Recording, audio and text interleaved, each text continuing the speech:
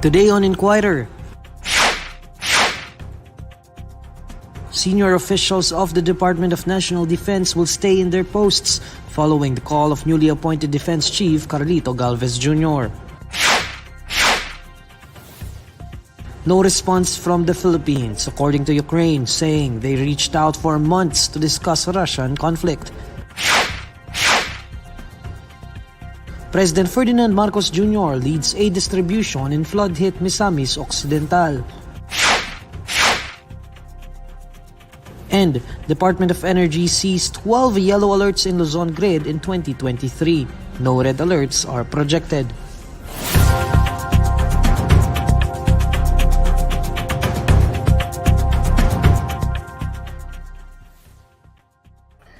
Good evening. Senior officials of the Department of National Defense will stay in their posts following the call of newly appointed Defense Chief Carlito Galvez Jr. John Eric Mendoza fills us in with the details. Eric? Senior officials of the Department of National Defense will remain in their posts following the call of newly appointed Defense Chief Carlito Galvez Jr. for them to stay. In a press briefing in Camp Aguinaldo in Quezon City on Wednesday, Defense Undersecretary Angelito De Leon, who was among those senior officials said to submit their courtesy resignation, said he and the rest of the officials will stay, adding that the agency is still intact. Galvez earlier enjoined all members of the agency's executive committee and heads of all of its bureaus to stay in their posts during a transition briefing with the DND officials in Camp Aguinaldo on Tuesday. De Leon added that there's nothing extraordinary about their offers of courtesy resignation. Courtesy resignation of key officials, he said, is a customary process whenever there's a new head of the agency to give a free hand to the new secretary. According to DND spokesperson Arsenio Andolong, 5 undersecretaries and 4 assistant secretaries were supposed to offer their courtesy resignations after Jose Faustino Jr. stepped down as the department's officer in charge. Faustino's resignation followed the reappointment of General Andres Centino as AFP chief, replacing Lieutenant General Bartolome Bacaro. Despite the leadership fuss in the DND and the AFP, De Leon said the morale of the military personnel remains high and that they would continue to focus on their mandate. De Leon said he is basing the assessment on the turnout of key commanders and officials of the AFP and the DND during the traditional joint New Year's call on Wednesday morning. This tradition was held by the AFP and the DND annually. During the event, Centino said the new leadership in the AFP and the DND shall represent a renewed commitment to unity. Neil? That's John Eric Mendoza reporting live.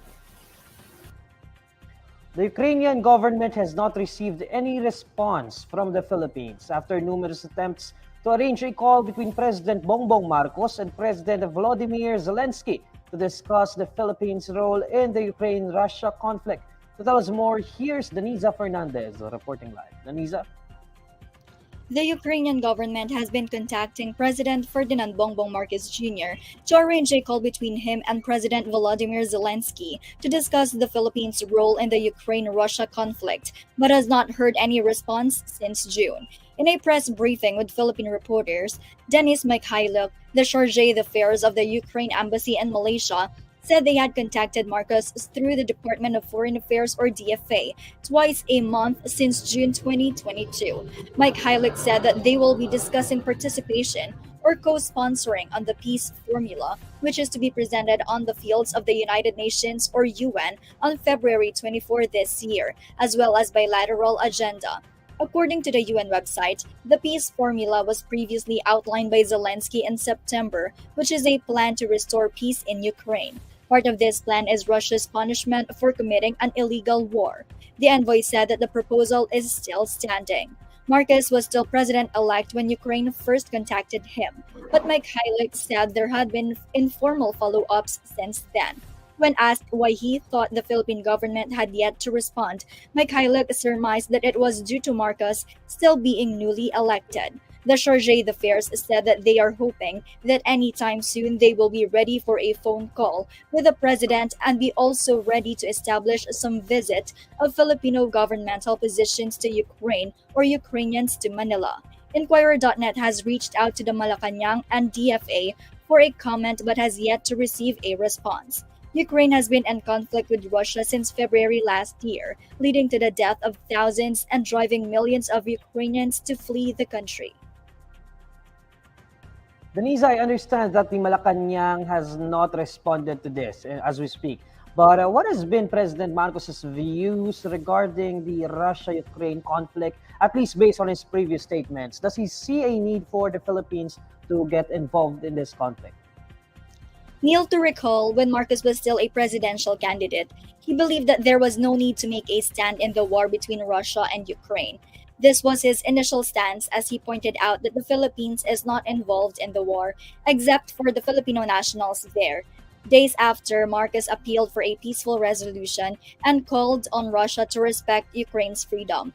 He reaffirmed his stance during the Asia Pacific Economic Cooperation Summit in November last year, and that time he was already a president, and said that Mhm. the Russia Ukraine war is unacceptable. Okay, we'll wait for what Malacanang has to say about this. That's Denise Fernandez reporting live. Even with a recalibrated approach to the government's war against illegal drugs, a total of 61 people have been killed by law enforcers since President Bongbong Marcos took office in 2022, according to the Philippine National Police. PNP spokesperson Colonel Jean Fajardo told INQUIRER.net that between July 1 and December 31, 2022, 61 alleged drug offenders were slain in the government's anti-illegal drug operations. But according to the HAS, a monitoring project run by the University of the Philippines Diliman's Third World Study Center, there were 175 drug-related killings in the country during Marcos's first few months as president, from June 30 to December 31, 2022. According to the HAS, this brings the total drug-related death toll to 324 in 2022, a year that saw both the tail end of the Duterte administration and the start of the Marcos administration. The group also reported that state agents still top the assailants and the pushers are the top targets. Several areas are at risk of flooding and landslides amid persistent rainy weather in parts of the country due to the joint effects of the low pressure area and shear line, according to the State Weather Bureau. Joining us live is Pag-asa weather forecaster Daniel Villamil. Sir?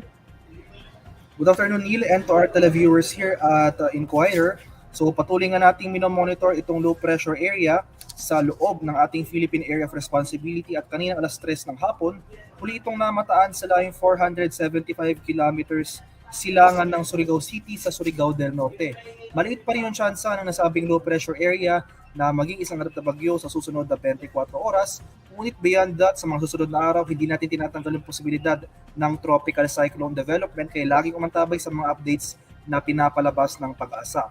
Samantala ito namang shear line o ang pagsasulubong ng mainit at malamig na hangin ang siyang patuloy na umiiral sa Southern Luzon at Visayas. Kaya for the next 24 hours, dahil sa pinagsamang epekto ng LPA at shear line, makakaranas tayo ng mga kaulapan at na may mga kalat-kalat na pag-ulan sa malaking bahagi ng ating bansa, partikular na sa Mimaropa, sa buong Kabikulan, sa buong Kabisayaan at sa buong Mindanao. At pinakamaapektuhan ng LPA at shear line ang mga lalawigan dito sa Eastern Visayas, Central Visayas, Zamboanga Peninsula, Dinagat Islands, Surigao del Norte at Surigao del Sur. Kaya sa ating mga kababayan sa mga lugar na ito, manatili tayong alerto at maging handa sa mga banta ng biglang pagbaha o pagguho ng lupa dahil mananatiling mataas yung tsansa ng mga flash floods at landslides sa mga lugar na ito sa mga susunod na araw dahil nga sa mga tuloy-tuloy na pag-ulan na dala ng low pressure area. Sir Daniel, ilang katanungan lamang. Nabanggit nyo kanina na hindi natin inaasahan na mag-develop into a storm. Itong LPA na minomonitor natin, na pagkaman ganun yung sitwasyon, talagang mayroon pa rin mga pag-ulan. May ilang parte nga ng ating bansa ay nag-report ng pagbaha sa kanilang mga lugar. So hanggang kailan natin inaasahan itong mga pag-ulang ito? Opo, regardless if maging bagyo man o hindi itong LPA, asahan natin at least for the next 2 to 3 days, magpapatuloy-tuloy ang mga pag-ulan dito sa bahagi ng Bicol Region, Visayas, and ang northern portion ng Mindanao area for the next 2 to 3 days. Kaya maging alerto pa rin tayo and laging umantabay sa mga heavy rainfall warnings na nire-release ng ating Pag-asa Regional Centers.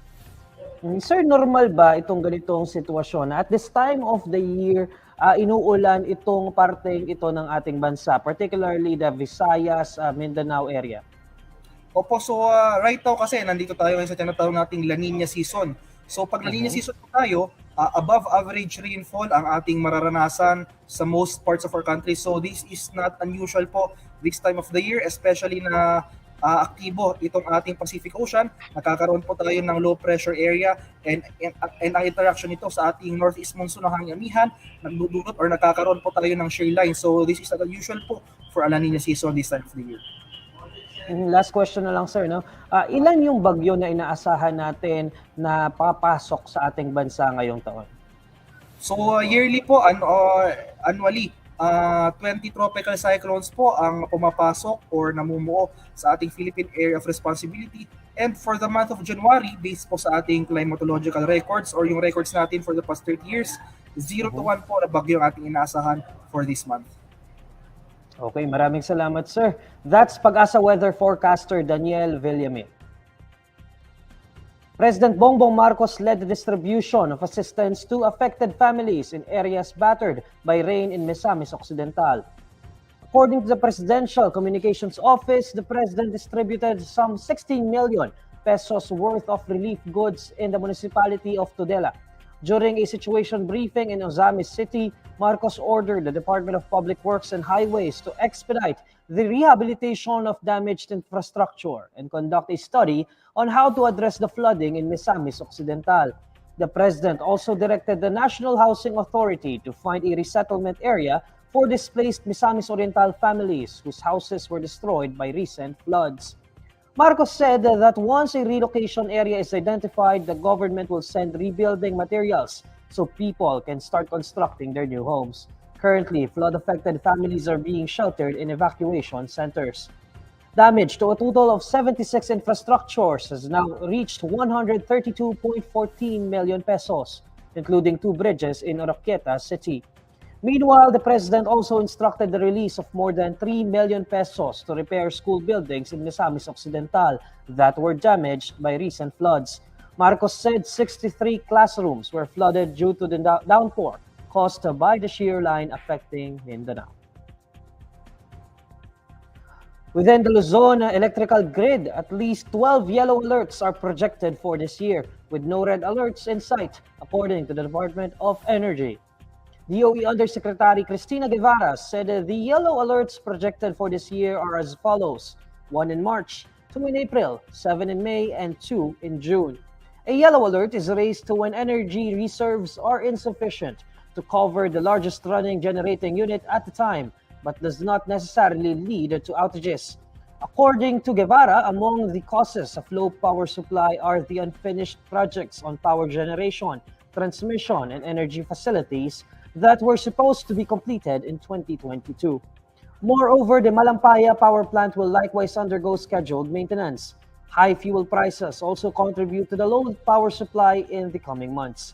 Despite this, the DOE is not seeing a red alert be raised even on forecast peak demand, which is expected to be in May.